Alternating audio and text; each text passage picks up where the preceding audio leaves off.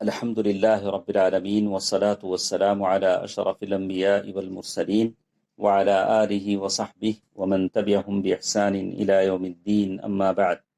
محترم حضرات، صدقہ فطرانہ دینے کا صحیح وقت کیا ہے؟ تو صحیح بات یہ ہے کہ عید سے ایک دن یا 2 دن پہلے فطرانہ ادا ہوگا، اس کو آدمی دے گا عید کی نماز سے پہلے تک، یعنی عید سے 1 دن یا 2 دن پہلے سے لے کر عید کی نماز سے پہلے تک آدمی کو اپنا صدقہ فطر ادا کر دینا ہوگا اپنے گھر کے چھوٹے بڑے مرد عورت تمام لوگوں کی جانب سے۔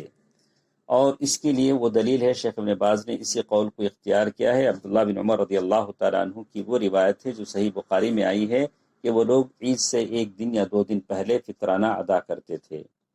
اور شیخ ابن عثیمین رحمہ اللہ نے کہا کہ صدقہ فطر ادا کرنے کا صحیح وقت عید کا چاند دیکھنے سے لے کر عید کی نماز سے پہلے تک ہے۔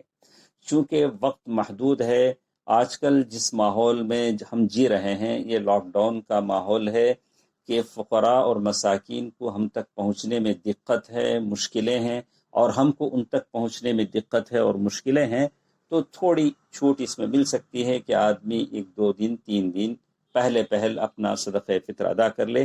اللہ تعالیٰ مجھے اور آپ کو صحیح سنت پر عمل کرنے کی توفیق دے، آمین۔